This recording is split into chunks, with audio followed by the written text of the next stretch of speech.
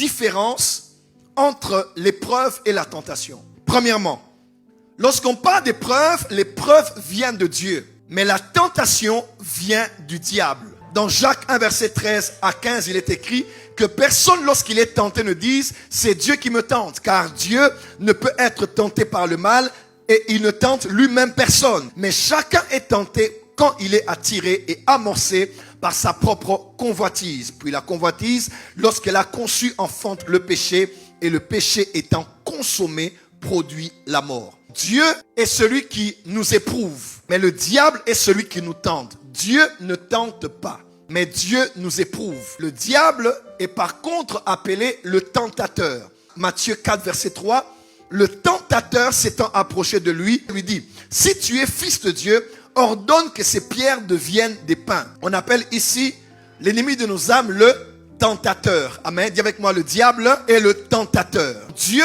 est celui qui nous éprouve, il ne nous tente point, mais le diable est appelé le tentateur. 1 Thessaloniciens 3, verset 5. Ainsi, dans mon impatience, j'envoyais m'informer de votre foi dans la crainte que le tentateur ne vous eût tenté et que nous n'eussions travaillé en vain. Dieu est celui qui nous éprouve, mais le diable est celui qui nous tente. La tentation vient du diable, mais l'épreuve vient de Dieu. Deuxième chose, l'épreuve nous est imposée par Dieu, mais la tentation nous est suggérée par le diable. L'épreuve est une imposition, mais la tentation est une suggestion.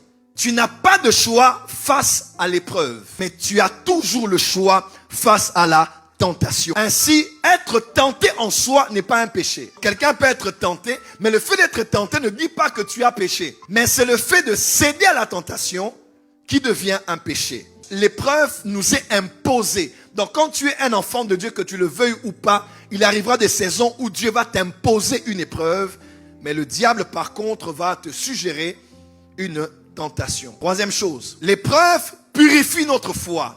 Vous savez l'image de l'or, n'est-ce pas? L'épreuve vient purifier notre foi. Verset 7, 1 Pierre, chapitre 1er. Afin que l'épreuve de votre foi, plus que l'or périssable, qui cependant est éprouvé par le feu, ait pour résultat la louange, la gloire, l'honneur, lorsque Jésus-Christ apparaîtra. L'épreuve, c'est comme l'épreuve du feu par lequel l'or passe. L'épreuve purifie notre foi, mais la tentation qui vient du diable vient pour la ruiner. L'une des cibles principales de l'épreuve ou de la tentation, c'est la foi. Quand Dieu nous éprouve, c'est par rapport à la foi. Quand le diable nous tente, c'est par rapport à la foi. Quatrième différence. L'épreuve accroît en nous le fruit de l'esprit. L'un des buts que Dieu poursuit dans l'épreuve, c'est d'accroître en vous le fruit de l'esprit. Par exemple, la patience. Vous allez voir, il y a des versets comme ça. Quand on passe maintenant par l'épreuve, il y a une dimension du fruit de l'esprit qui grandit en nous. Mais la tentation vient pour accroître les œuvres de la chair. Quand Dieu te fait passer et t'impose une épreuve, c'est pour que tu deviennes plus spirituel dans ton caractère. Mais quand le diable te suggère une tentation et que tu cèdes à la tentation, c'est pour que la chair prenne de l'ascendance, parce que la tentation vient du diable et le diable passe par tes désirs, par les œuvres de la chair. Lorsque tu cèdes, tu donnes la place à la chair et non à l'esprit. Galates 6, verset 8. Celui qui sème pour sa chair moissonnera de la chair la corruption, mais celui qui sème pour l'esprit moissonnera de l'esprit la vie éternelle. Cinquième différence. L'épreuve a pour but de nous faire ressembler à Christ, mais la tentation a pour but de nous faire ressembler à Adam. Quand Dieu te fait passer par plusieurs épreuves dans la vie chrétienne, la vie chrétienne est parsemée de plusieurs types d'épreuves. Mais tu vas voir, à la fin de tout, le Saint-Esprit envoyé par le Père, en toi et hors de toi, orchestrant toutes ces choses, fait en sorte que Christ soit formé en toi. Que tu ressembles à la fin à Christ par ta nature, puisque tu ne cèdes pas ce que le diable te propose, la chair te propose, le monde te propose, mais tu cèdes à la parole de Dieu, à ce que l'Esprit de Dieu veut. Tu deviens un peu plus comme Jésus. Tu ressembles à Jésus. Mais quand la tentation vient, que tu cèdes une fois, deux fois, trois fois, tu finis par ressembler à Adam et à réactiver la nature adamique. Sixième différence. L'épreuve a pour but d'accroître donc ta spiritualité. Mais la tentation a pour but de la réduire. Quand Dieu t'éprouve, c'est pour que tu deviennes beaucoup plus spirituel. Mais quand Satan te tente et que tu cèdes, il a pour but que tu deviennes de moins en moins spirituel. Septième différence, Dieu nous éprouve pour nous voir réussir, mais le diable nous tente pour nous voir échouer. Écoutez-moi, quand on fait passer quelqu'un par un test, un examen, le but du professeur, c'est qu'il réussisse. Et lorsque celui qui tente, c'est pour que tu échoues. Il veut que tu échoues à ce test devant Dieu et que tu cèdes à la tentation. Lorsque Dieu nous éprouve, c'est pour nous voir réussir. Donc, le souhait de Dieu est que tu réussisses cet examen, que tu réussisses ce test, que tu réussisses cette épreuve. Et le but du diable, c'est que face à la tentation, tu puisses échouer. Huitième différence. Dieu nous éprouve pour ce qu'on doit avoir. Et le diable nous tente pour ce qu'on ne devrait pas avoir. Quand Dieu t'éprouve, c'est parce que après l'épreuve, il y a la récompense. Il y a la couronne. Il y a un trône qui t'est réservé après cette épreuve. Si tu réussis à avoir la bonne attitude, la bonne mentalité, le bon langage, les bonnes réactions face à l'épreuve devant Dieu et devant le monde spirituel. Mais Satan, quand il te tente, c'est parce qu'il veut que tu aies des choses que tu n'es pas censé avoir. Tu n'es pas censé avoir cet argent par cette voie-là. Tu n'es pas censé avoir cet homme en ce moment-là. Tu n'es pas censé coucher avec cette femme en ce moment-là de ta vie. Tout ce que Satan te propose en tentation, ce sont des choses qui normalement, très souvent, te reviennent de droit, mais il veut te les donner hors du plan de Dieu ou avant le plan de Dieu. Neuvième différence, Dieu nous éprouve pour sortir le meilleur de nous. Et le diable nous tente pour sortir le pire de nous. Dans chacun de nous, il y a le meilleur et le pire. Dans chacune de nous, il y a une folle et une reine. Dans chacun de nous, il y a un fou et il y a un roi. Quand tu tombes dans l'épreuve ou dans la tentation, ton attitude et ta réaction déterminera si l'une ou l'autre de ces natures de ta personne vont se manifester. Voilà pourquoi il est capital et indispensable de ne jamais oublier que l'épreuve n'est pas un problème, ni la tentation. Le plus important, c'est ton attitude. Dans la tentation, quelle est l'attitude que tu as? Dans l'épreuve, quelle est l'attitude que tu as? Ceux qui cèdent devant la tentation ont la mauvaise attitude. Ceux qui passent et réussissent l'épreuve ont une certaine attitude. Ma prière aujourd'hui par le Saint-Esprit est que tu aies la bonne attitude.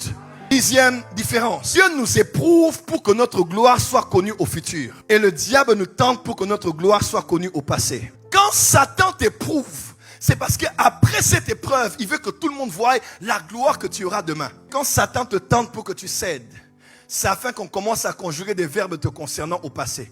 Lorsqu'il prêchait bien, lorsqu'il priait bien, lorsqu'elle servait Dieu, lorsqu'il était élevé, lorsqu'il était un modèle, lorsqu'elle était une référence. Lorsque Satan te tente, c'est parce qu'il veut qu'on parle de ta vie au passé. Mais lorsque Dieu t'éprouve, c'est parce qu'il prépare une gloire dans ton futur comme tu n'as aucune idée. Voilà pourquoi j'aimerais dire à quelqu'un, il faut que tu saches ceci. Chaque fois que Dieu permet une tentation, il sait que tu es capable de surmonter cette tentation. Il ne faut pas croire que quand une tentation vient, tu es tellement faible, tu n'y arriveras pas, c'est trop fort pour toi. La Bible déclare dans 1 Corinthiens 10, verset 13, « Aucune tentation ne vous est survenue qui n'ait été humaine. Et Dieu qui est fidèle ne permettra pas que vous soyez tentés au-delà de vos forces. Mais avec la tentation, il prépare aussi le moyen d'en sortir afin que vous puissiez la supporter. » Dis Amen. Ne dis pas, je n'avais pas le choix, je ne savais pas, je devais seulement céder. Il y a toujours une voie de sortie. Même si tu dois y laisser ton manteau ou ton vêtement comme Joseph, tu dois laisser. Des fois, on pense que c'est juste un test, une tentation anodine. C'est juste quelque chose d'hasard. C'est arrivé, on veut te toucher, tu refuses et puis tu te laisses aller ou bien tu te retiens. Mais on ne sait pas des fois que tout se joue à cet instant-là. Si Joseph ira en prison ou pas. Si Joseph interprétera en prison des rêves ou pas. Si à l'issue de cela, il y aura quelqu'un à qui il va interpréter un rêve, qui sortira de prison et se rapprochera du roi, reprenant la fonction qu'il avait avant des chansons. Si le roi aura un songe, voyez un peu, il y a des instants, il y a des tentés. Voilà pourquoi ne pense pas que quand une tentation vient, Satan te tente pour rien. Satan sait que si tu cèdes, tu peux perdre la suite logique des choses que Dieu voulait faire avec toi. Et ne dis pas c'était plus fort. Non, aucune tentation qui t'est arrivée est une tentation qui n'est jamais arrivée à quelqu'un d'autre.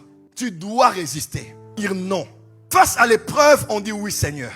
Et dans le oui incombe énormément de choses. Face à la tentation, on dit au diable et à la chair non. Je le veux bien, mais je dis non. Ça me tente, mais je dis non. Ce sera un plaisir momentané, mais je dis non. Parce que je préfère la douleur de la discipline que la douleur du regret. Vaut mieux subir la douleur de la discipline, d'avoir vu tes amis avoir ce que le diable t'a proposé, de voir l'ennemi donner aux autres ce qu'il t'avait suggéré. Vaut mieux même cette douleur-là de t'être discipliné que celle plus tard de te dire, si je savais, Si on remontait le temps, je n'allais pas décider ainsi. Voilà pourquoi ne suis pas la voix de je m'en fous. Tu vas rejoindre vite la conclusion de si je savais. Tous ceux qui ont commencé avec je m'en fous, je fais ce que je veux, je dirige ma vie comme je veux, derrière je suis... Fais ce que tu veux faire. Mais le jour viendra où tu diras, si je savais. Si je savais. Et ça vient après 5 ans, après 10 ans, après 15 ans. J'ai rencontré quelques personnes, même très proches de moi, où tu vois ton fils spirituel qui veut épouser une de tes filles spirituelles. Tu dis, papa, je vais l'épouser. Il dit, fils, je ne peux même pas mettre ma bouche dans l'histoire de ton choix du mariage. Parce que c'est un choix personnel. Mais je suis ton père. Et j'écoute Dieu. À cause de qui tu es, l'Esprit de Dieu me dérange. S'il te plaît, ralentis. Ce n'est pas le plan de Dieu pour toi. Après, papa, bon, on a fait une séance photo et puis papa. Aujourd'hui, après 7 ans, 9 ans, 10 ans, papa, tu avais raison. Pourquoi? Parce que nous, on voit aujourd'hui, mais Dieu voit 20 ans plus tard, 30 ans plus tard. Voilà pourquoi, écoutez Dieu. Dis à ton voisin, ne cède pas à la tentation.